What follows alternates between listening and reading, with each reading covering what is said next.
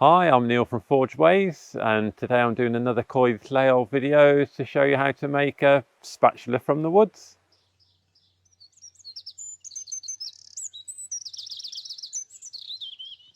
Today, the minimum tools that we need are a hammer, a rubber mallet it's fine, but not a metal hammer. Simple pruning saw, so even if you're not carving, brilliant to have for garden work or out in the backwoods. We've got a Sloyd knife, which is a long, thin carving knife. It's made by Mora, a Mora 106. And I've got a carving axe, but this one's just a cheap backhoe hatchet bought online. So just those four tools and a chopping block to work on. And other things that might help today: a pencil for those creative spatulas you're going to draw, or either a favourite spatula to draw around, or if you're not very artistic like me, a nicely machined template of your favourite spatula to draw around as well. Okay, so we're going to use some goat willow today to carve our spatula. I've got a bit of branch, sort of 2 to 3 inch diameter branch, and I've got a chunk that's from a bigger round. I'm in sort of Midwest Wales. These woods, there's lots of goat willow, and it's quite a soft wood, and it's quite easy to carve if you're a beginner. If you are a beginner, stay away from things like ash and oak and beech, because they're very dense hardwoods. But yeah, like we say, goat willow today, and we're going to split this now with the axe. With my branch and most wood, it has something called the pith in the centre, and that's a slightly spongy sort of small dot in the middle. That's where we're going to have to split right through that pith, because the pith might create cracking later. So I'm going to take my axe. I'm going to put my axe so it runs through the centre of that pith. I'm going to hold the axe crossways in front of me. I'm not having it pointing towards me. So if I split, I'm going to hit the back of the axe. If I split, if it has a bit of a whoopsie, it heads off to the side and not in towards me. So I'm fairly central through the middle of that branch, and I'm going to give it a couple of light taps. It's just got the axe head embedded in. Now I'm going to give it a couple of bigger hits, and that should cleanly split this in roughly 2 halves.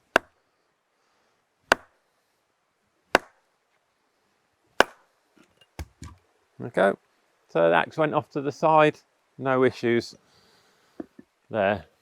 So there you go, split in 2 halves, and you should be able to pick up on the camera this pith. It shows as a dark line, so that's perfect. So that's what you're after. I only need 1 half for one spatula, so I've just put that one to one side. I'm going to try and cut this piece in half again, but I want to try and split it so there's the same volume of wood on either side. It's a general rule of thumb when you're splitting. You split things in half and in half and in half again. So again, place the axe on, crossways from the body, couple of light taps just to get the axe head embedded in, and then when you're ready, a couple of bigger hits, and there we go. So this one's gone a little bit too thin, and it's got the pith, so I'm not going to use this half. I'm going to use this half to make my spatula from. We're going to try and create that 10mm thick plank of wood, mini plank of wood. I'm going to start on the outside, and I'm going to do some stop cuts first. When I'm using the axe is generally going to travel in that vertical plane. I move the wood if I need to change the angle. I don't change the angle of the axe very much. You might see it move a little bit. So holding the wood at just off 45 degrees, I'm going to just put some vertical chops in. Now notice there, I've stopped here.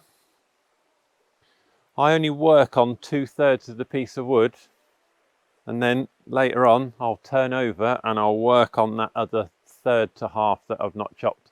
I don't chop all the way up to my fingers for obvious reasons. Okay, so I put those 45 degrees and I put some of those vertical stop cuts in. Now I'm going to bring the wood up slightly more vertical and then trying to hit behind this first sort of scale or flake of wood here. I'm going to just keep gently chopping down behind that point.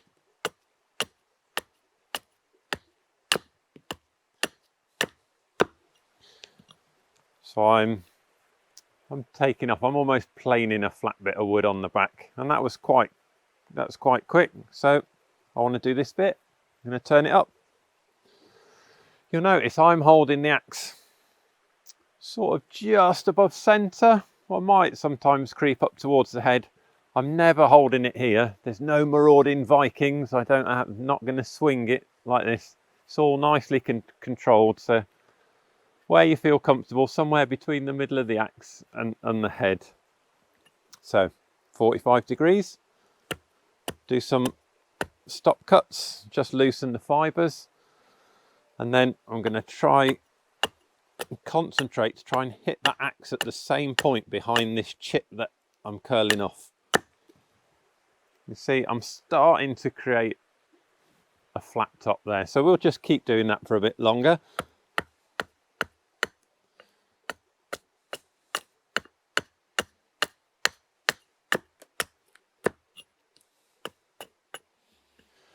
Every so often you'll see me just stop and have a look just to make sure I'm taking material off in the right area.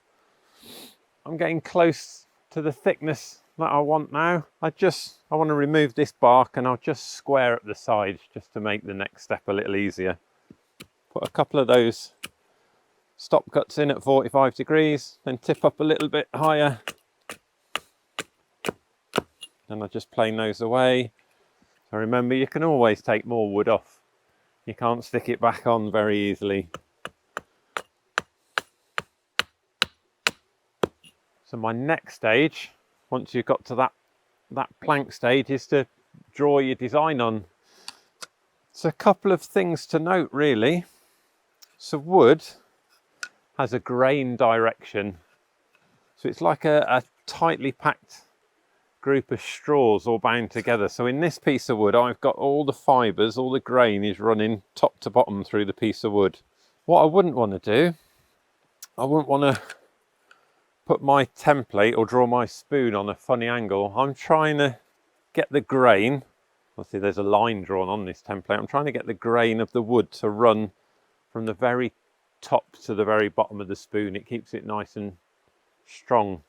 If I get grain that's running across diagonally at the neck, it creates a weak spoon. So we're trying to avoid that. And also, if you've got a bad knot or something on the piece of wood, I've got something here. I can maybe put it at the handle end so I'm removing it as part of the process. I've decided I'm going to use the head from one spatula and the handle from the template, but you could just freehand anything on that you like, to be honest. There's no right or wrong way or shape. I could use this plank of wood as a spatula in an emergency, so we're almost part way there. The next thing I want to do is if I've got a too long a piece of wood, I want to cut it to length, to the spatula length, and I want to put in a couple of stop cuts. With the saw, I'm going to cut across the top of my piece of wood to make it the right length. And then I'm going to put at the narrowest part of the neck, I'm going to saw in 2 stop cuts. You can hold the piece of wood if you like, lean down, but safety wise for me, I much prefer to clamp it down with my leg. I like to lean on my knee, then I can really firmly hold it down. But I just need to start the saw off.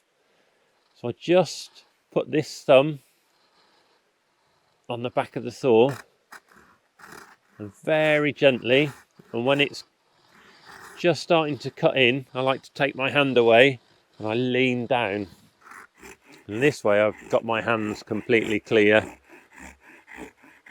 of the blade, no damage likely to occur to my fingers. So that's it cut to length. I'm going to cut these 2 stop cuts in now. Might be difficult to see on the camera. Clamp it down my foot, thumb on the top of the blade until it starts. Move my hand away. Now I need to try and cut through quite vertically. I don't want to be a long way through at the back and a short way through at the top. I want to be the same front and back through the piece of wood. And I want to saw until I'm just before my line. So because I've got a bit either side, I have to swap legs. It's the same again. I'm going to clamp down with my foot, put my thumb on the top of the saw until I just start cutting.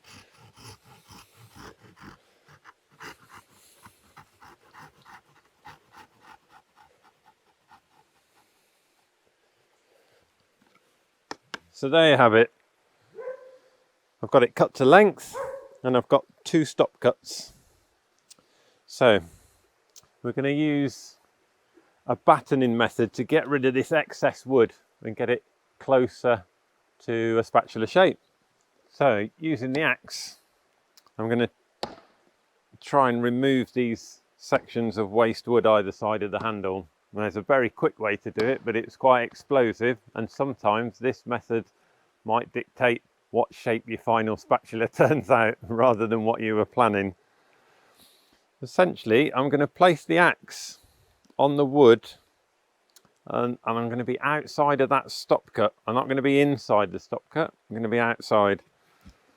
So again, I'm going to put the axe across from me. So I'm going to put it down the side of the handle. I'm making sure I've not come this side of the end of that stop cut. And then light tap again. I did say it was going to be explosive. Now, look at that, with a couple of hits, I've already taken a good chunk of that wood away with very little effort. So I'm going to repeat the same for the other side of the handle. A couple of little taps just to bed the blade in. And then not quite so explosive that time. There. So now, using the axe, I'm just going to take a little bit more of that material away on the handle and get a little bit closer to the line. It won't surprise you that I'm going to use exactly the same method, still chopping vertically with the axe. I'm just going to move that piece of wood. I'm going to go gentle now because I don't want to be smacking the head of the spatula with the axe because I might start some cracks.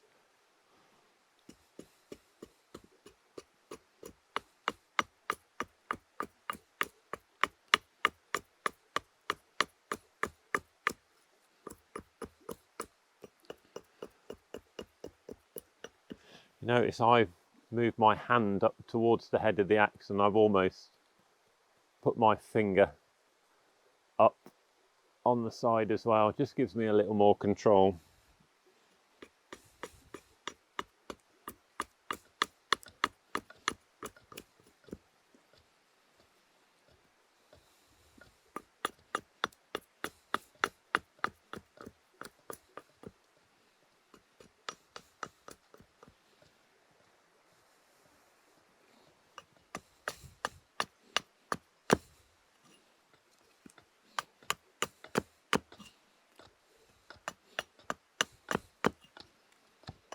I want to round the corners of the handle and the 2 tips up to the spatula.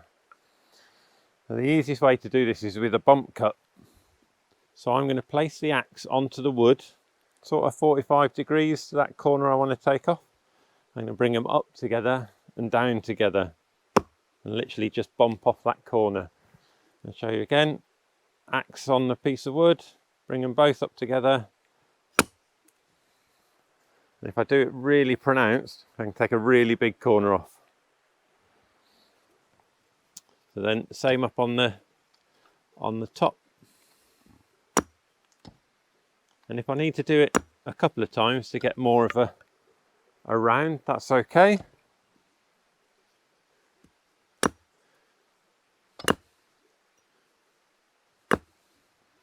There. And the only bit left now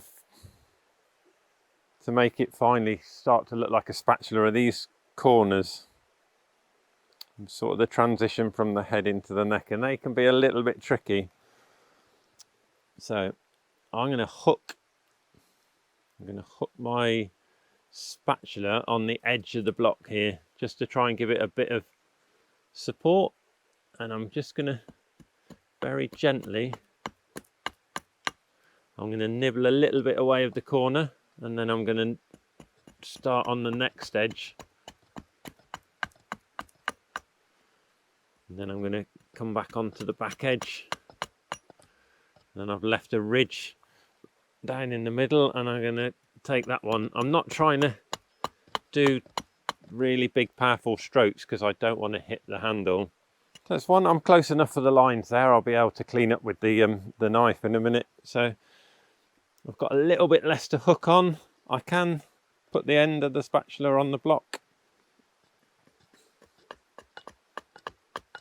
It becomes a bit more wobbly up here.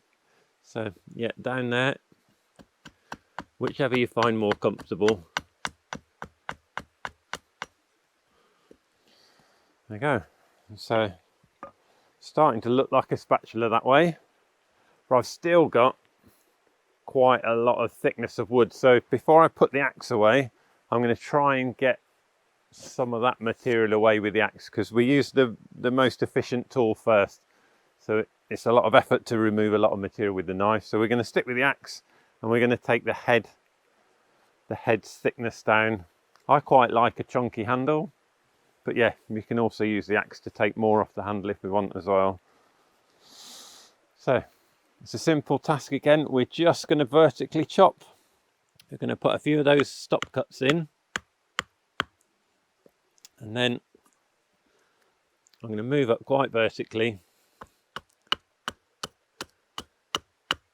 And same as before, I'm concentrating to try and hit the axe behind that top sort of flake or chip of wood. So we're sort of planing and peeling that chip off at the same time. And we're just going to do that to take the thickness of this head down. Might take a little bit off the handle.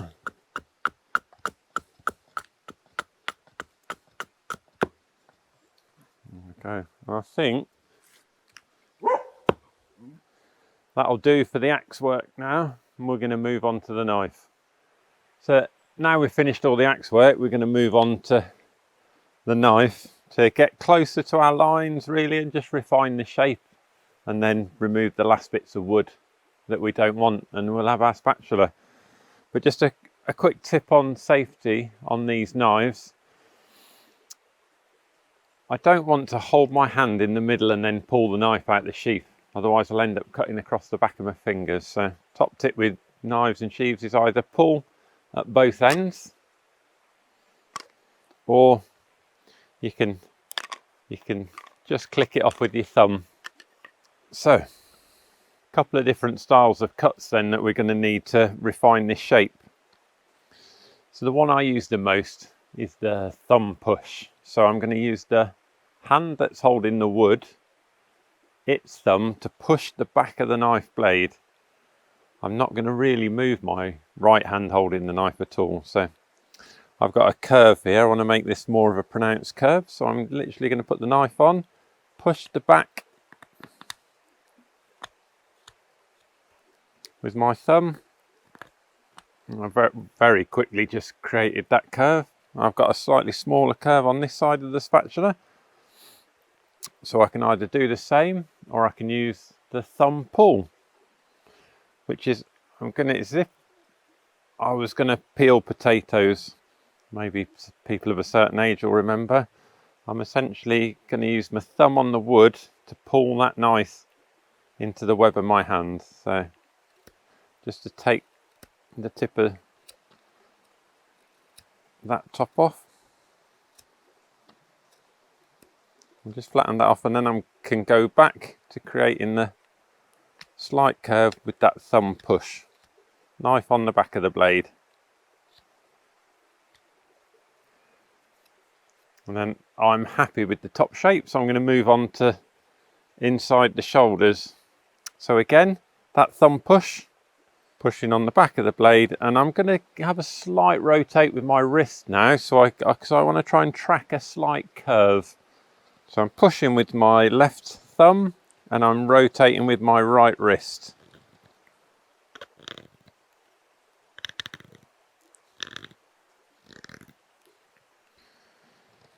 So same on the other side. Got two even bits at the shoulders. I've got the top how I like it. I want to sort of shape the handle now really. So although it's quite square, I'm going to keep it in square until I'm in the lines, and then I'll turn it more into a cylinder. But I need to cut the direction of the grain. If I try to cut down, because this end, the bottom is slightly wider than the thinner neck, when I take my knife down into it, I'm just going to start cutting into the grain and start separating them apart. So I need to come from the fat bit to the thin bit to get an even cut. Now to do that, I'm going to do the sort of the pull towards me cut, which requires me to push the wood into my body somewhere, sternum or above my belly button, whichever is the least uncomfortable position.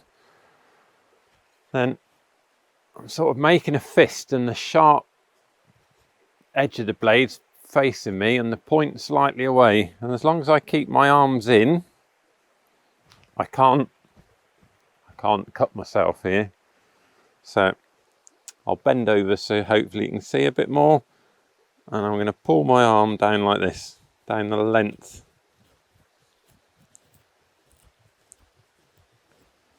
Down the length of the handle. Let's take that a little bit closer. Then I can change over back to that thumb push.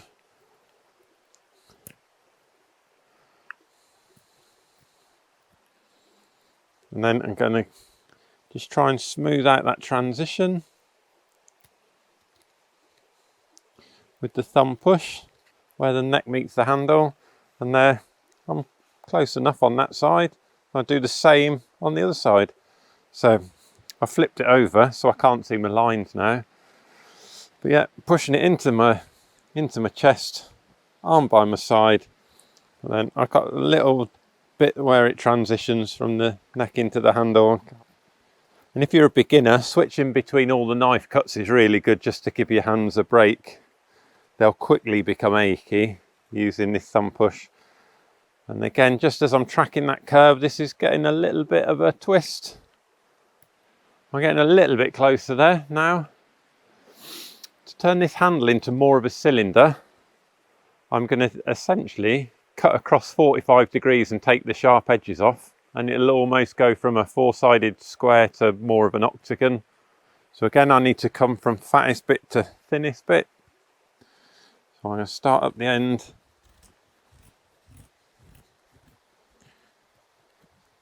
I'm going a little bit slower as the knife approaches the neck, just because I don't really want to make a mistake and jab the knife into the sort of the bowl or the head of the spatula.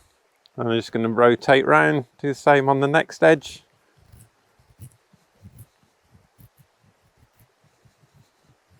And then I just got some bits, I just keep working around now where I feel like I've got to take some material off.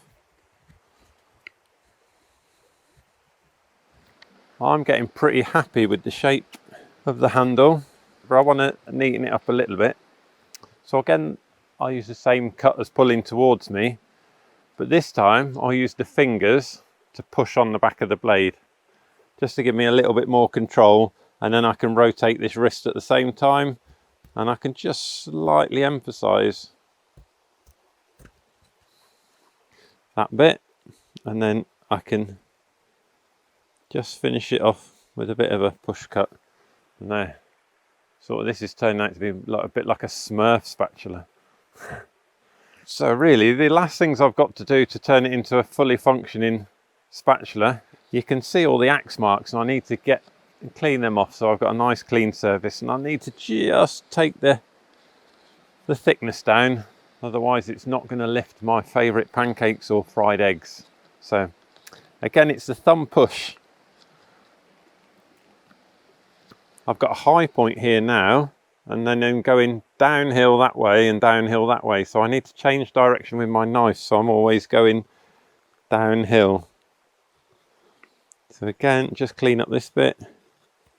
So without me rabbiting on at the camera, this can become quite a mindful and quite a therapeutic thing to do.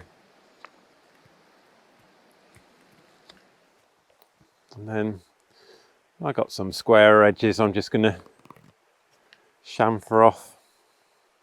Because we've used green wood that's got quite a lot of moisture in it, that now needs to dry for let's say a week, not on the dashboard of your car in direct sunlight, but somewhere, I don't know, top of a kitchen cupboard in the shade and without any breeze. And when it's dried, you can then get a slightly finer finish to the spatula by going back over with the knife, sharpen your knife up and go again. And then just to create that really fine edge, once it's dry, I'll use that thumb pull to just create a last chamfer right at the edge. With it being willow and it's got quite a lot of moisture, it might slightly curve whilst it's drying. So now if you leave it a bit wider, once it's dry, you can use this to take that bit of curve out. And there, we've got a fairly functional spatula pretty quickly. You might ask about, oh, do people sand them? It'll work perfectly well without sanding, but if you want a lovely smooth spatula, then by all means sand. So yeah, start with a coarse paper, 120 grit, then go to a 300, and then maybe a 600 grit paper, and you'll get quite a fine finish. With willow, if it gets wet and dried again, it might start to go a little bit fluffy on the ends, but you can just carve that away. What I tend to do is once it's dry and I've done my finishing cuts and it's nice and smooth, I do something called burnishing, so I don't bother sanding. I quite like some of the marks. I've got some antler that's sort of polished up and rounded on the edges. You could use a stone from the river, a piece of glass. People might have a pestle and mortar at home made from ceramic, but essentially I want something hard and smooth to push over the surface. And essentially I'm just squashing those fibres back down, and it'll go quite hard and shiny, and that will make it a bit more robust as well. So if you don't want to sand, you can just burnish, but there's nothing wrong with sanding. And then my spatulas get tons of use, so I don't really bother oiling them, because if they go through a wash or they get in a soup, then they take on stains of the food, or any oil that I get put on is soon cooked out or it's washed out. So by all means oil, but you want something like raw linseed, hemp seed oil. If you've got no nut allergies, then walnut oil is the best. Don't use anything like boiled linseed oil. That's got some nasty chemicals in it to make it dry faster. And don't use olive oil because it won't really dry, it'll just go rancid. But there, I hope you've enjoyed watching me make a spatula and go away and create some wonderful spatulas of your own.